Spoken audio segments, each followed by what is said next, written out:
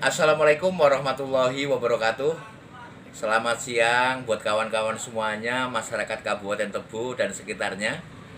Pada siang hari ini saya merasa beruntung karena bertemu dengan orang yang selama ini memang saya cari-cari untuk bisa ketemu dan ngobrol-ngobrol.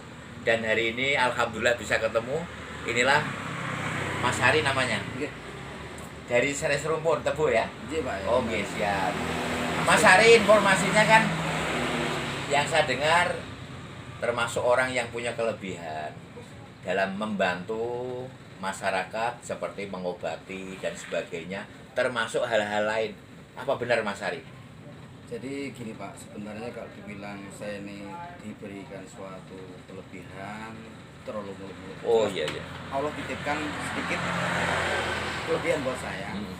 Yang intinya untuk berbagi, tentunya buat menolong orang-orang yang membutuhkan.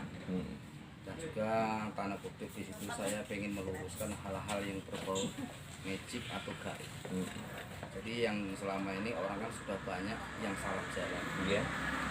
Berobat larinya setiap ke perkebunan selalu bahasanya ditakut-takuti.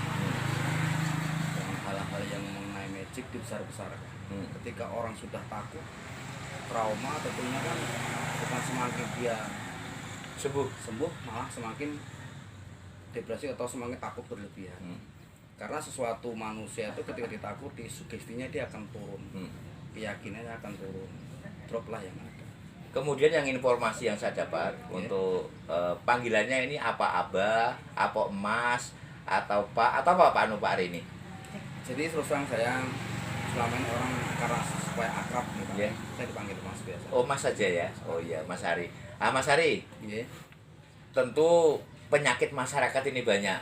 Penyakit masyarakat dalam tanda petik bukan penyakit nakal ini ya. Artinya misalnya stroke, kemudian asam urat dan sebagainya. Saya dengar kan penyakitnya banyak yang bisa lewat Mas Hari ini. Penyakit apa saja Mas? Ya sebenarnya sering terjadi di masyarakat di bawah, rata-rata itu identik yang namanya penyakit yang dirasakan mengarah umur 50 ke bawah. Itu asam urat, rematik dan juga stroke ringan, termasuk yang namanya penyakit yang notabene ada unsur memang medis atau non medis. Jadi saya ini selalu membuat pasien jangan terlalu berpikir segala suatu penyakit yang ada dalam tubuhnya itu selalu diarahkan ke gaib. Dikit-dikit kalau orang kampung atau orang di desa ini kan penyakit gangguan orang Pak. Iya. Jangan-jangan saya ini. Jadi medianya pertama minum air putih dengan air doa tentunya ya, bukan air sembarangan, air putih. Kemudian baru kalau memang harus di terapi menggunakan sentrum atau listrik, baru dilakukan itu Pak. Dan kita, Pak, saya ulang kembali Pak ya. Dan kita memberikan sebuah air, kita tidak ada bahasanya sembunyi-sembunyi Pak. Tidak masuk kamar, tidak harus cari ruangan khusus, tidak. Kita transparan di hadapan pasien. Soalnya zaman sekarang semua orang sudah banyak tertipu. Makanya saya nyampaikan, saya nyobati orang, apapun yang saya perbuat selalu berhadapan dengan pasiennya langsung. Jadi insya Allah ini semua penyakit ya? Insya Allah. Semua penyakit. Medis maupun non medis, dan kita juga bisa melalui versi Nyuwun Sewu, kita bisa jarak jauh Pak.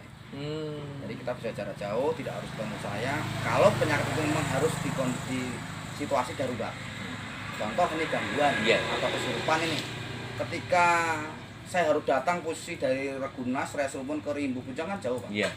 Jadi ketika memang bisa berhubungan dengan saya suruh cukup siapkan air. Nanti kalau mau butuh bunga mungkin bunga, kalau enggak mungkin ya cuma air. Nanti tinggal video call sama saya atau telepon saya. Oh seperti yang penting saya tahu nama, bin, alamat atau desa yang saya tuju. Jadi tidak harus. Contoh kayak sakit gigi itu nggak perlu Pak sampean temu saya Pak. Kalau sakit gigi itu nggak nyampe hitungan jam Pak, paling menit dengan saya sembuhkan.